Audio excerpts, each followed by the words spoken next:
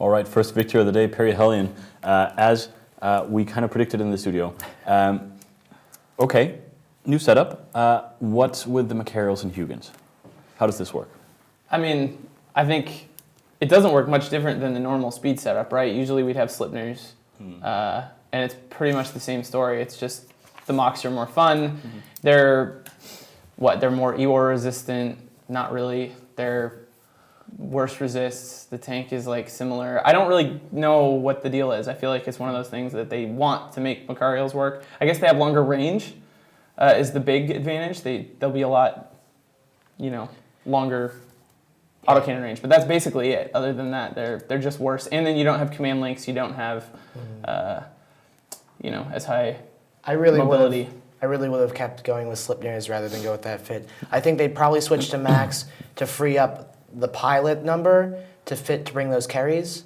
But those carries just got popped so quickly. You're right. That's one trade-off. I mean, if they would have brought like 3 Slipners and 2 Cyclones for the same amount of DPS, well, that probably would have been a lot more. But 3 or 4 ships for the same amount of DPS as the 2 mocks, and then they don't have as much support. They don't have the carries. They don't have the second Huygen, that kind of thing. Yeah. But what's the concept behind this setup? Why the Macarials? Why the Huygens? How does this all fit together? I think it was a concept where they wanted the rush, but they still wanted as much crowd control as possible, sort of being able to keep that damage off. They sort of wanted to make like a more hybrid team with those carries and the Huygen to really accent the rush strength of those Macarials. I mean, the concept is the simplest concept in Eve, like run towards the bad guys and shoot them. Yes, but what do the ships do in this setup? Well, those carries right there, we're trying to keep maybe the kiting Tengus and things like that from being able to fire on what they were actually rushing. Yeah. Because they'd have to move in to try and put their DPS on what the Macarials would have tackled, and by then they'd be much easier to catch and couldn't really kite effectively. But as soon as those 3 carries went down, the match was mostly over. The Huygens still had some ability to slow them down, but they just didn't really have the crowd control that they originally had. Those carries were probably, I think, almost the only reason they brought Macarials instead of Slipners. All right. Are you looking for something specific? I'm kind of looking for something more like just to explain to people that don't necessarily understand what a Huygen is and how this whole thing works together. Okay. So the Macarials are like kind of the classic Minmatar ship, like run fast, do damage, like flexible damage from range without being super vulnerable to cat problems and stuff like that. The Huygens are recons that can web stuff from really far away, and then the carries can damp stuff, so they, in a way, push the missile teams closer, or potentially lock jamming teams out by making it so the target range is lower. All right, good. Pretty much it. And then logistics, of course, to keep everybody as high HP as possible. And the boundary violation. Perihelion lost theirs pretty straight away. He must have just started out by just flying into the boundary. Yeah. He must have warped in at max distance and then sort of tried to kite out and wasn't really paying attention or something like that. You're kind of lucky if you're in the finals day and you make such a big mistake and you don't get punished. Yeah, I agree. That's when that happened, that we thought that might turn it around, that they would be able to start dropping ships real fast. But and it kind of looked like it didn't look like a boundary violation to begin with. It just simply looked like the damage from the Macarials. It looked like the Macarials were originally artillery fit, and maybe it just popped it. But who knows? All right. Okay, cool.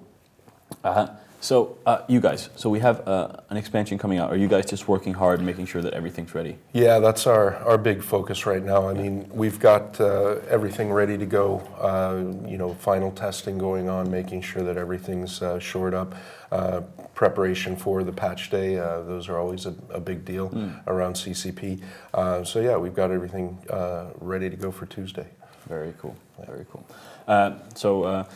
All these guys that have been doing it, they do have this weekend off, or are they just punching away at this right now? It depends on their team. We're working in Scrum now, so all of the testers are assigned to teams, and it's really up to the teams to decide, what they need to do to ensure a quality release. Yeah. Well, now when you have people like testing the quality assurance of, say, Incarnate in the captain's quarters, is that just like touch all the things in the room?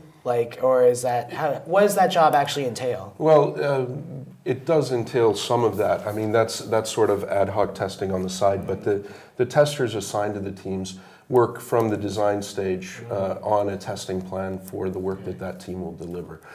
In addition to that, we run through regressions to make sure we haven't broken anything outside of that feature area, and do some additional ad hoc external testing, get players on CC testing it out as well, and the bug hunters, as I mentioned before. They usually try and touch me no matter what room I'm in. Touch Stauffer everywhere. Yeah, so that's fun, and we will have a really, really cool thing coming out soon. So, Dark Side Pandemic Legion, this is one of the bigger matches, and it's the second match of the day, and it's pretty exciting. So, for the people that don't really know Dark Side, are you guys very familiar with this alliance? No. I'm less familiar with this alliance, but in talking to Ravi and Shadu, they sort of are. Darkside is very serious about their alliance tournament team. They've been putting in a lot of practice and a lot of ISK and a lot of just working on cohesion and thinking about new fits and new setups. And I think that any alliance, no matter how successful they are in like 0-0 or Empire, if you focus on your tournament team as something you want to excel at, then you're going to do well. So I really think they have a strong chance. Pandemic Legion really did not want to fight them.